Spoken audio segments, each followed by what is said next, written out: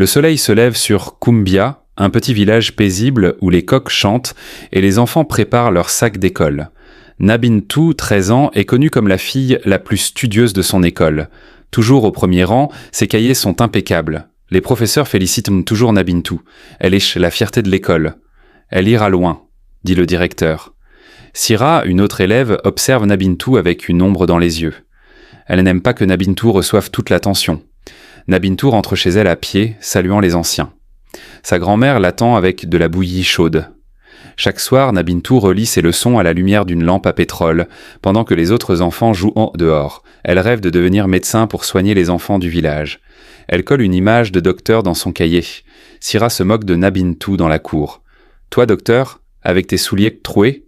Les autres rient. Sa grand-mère lui dit « Ne laisse jamais la moquerie voler ton rêve. » Nabintu la serre dans ses bras. Le directeur annonce que les examens finaux auront lieu dans 2 semaines. L'effervescence gagne l'école. Chez elle, Sira gribouille rageusement dans son cahier. Sa mère lui crie dessus « Pourquoi tu n'es pas comme Nabintu ?» Sira se dit qu'il faut éliminer Nabintu de la compétition. Elle croit qu'elle est meilleure que tout le monde. Pendant ce temps, Nabintu révise paisiblement. Ses cahiers sont empilés, bien organisés. Elle sourit en lisant. Elle passe des heures à réviser le cahier de sciences, son préféré. Elle dessine même les organes du corps humain. Sira marche en cachette vers la maison de Nabintu. Elle observe les lieux cachés derrière un arbre. Profitant d'un moment d'inattention, Sira entre discrètement. Elle repère les cahiers de Nabintu posés sur une natte.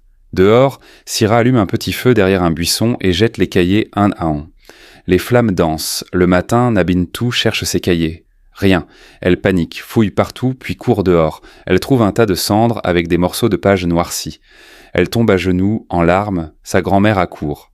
Nabintu pleure. « Ils ont brûlé mes cahiers, mamie. » La vieille femme serre les dents.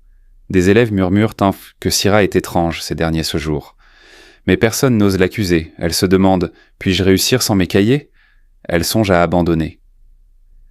La nuit, elle se lève et déclare « J'ai tout dans la tête. Je n'abandonnerai pas. » Nabintu recommence à réviser de mémoire. Elle récite à haute voix, note sur de vieilles feuilles. Le grand jour est arrivé. Les élèves s'installent, stylos en main. Nabintu ferme les yeux un instant. Elle voit les questions. Elle souffle un grand coup et se met à écrire, concentrée comme jamais. Chaque jour, une nouvelle épreuve. Nabintu puise dans sa mémoire. Sira l'observe en silence. Les jours passent. Tout le village attend les résultats. L'atmosphère est tendue. Le directeur arrive avec les résultats. Il lit à haute voix, première du centre. Nabintu. Sira pleure en cachette. Elle se sent vaincue, mais surtout honteuse. Les villageois la célèbrent. Elle devient une héroïne. On lui offre même un petit sac neuf. Sira va voir le directeur. Elle avoue tout. Elle pleure. Il l'écoute en silence. Sira va voir Nabintu. Elle tombe à genoux. « Je suis désolée. Je voulais juste qu'on me remarque. » Nabintu la relève doucement.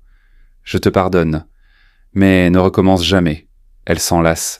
Nabintu parle aux élèves. « Vos cahiers peuvent brûler, mais pas ce que vous avez dans la tête. » La grand-mère sourit, fière. « Tu as appris la plus grande leçon. La force intérieure. » Grâce à une bourse, Nabintu part en ville pour continuer ses études. Le village l'accompagne à la gare. Quelques années plus tard, Nabintu est devenue médecin. Elle revient dans son village. Elle ouvre une petite clinique pour soigner gratuitement les enfants. Sira devient son assistante. Et toi? Si on brûlait tes cahiers, abandonnerais-tu? Ou continuerais-tu comme Nabintu?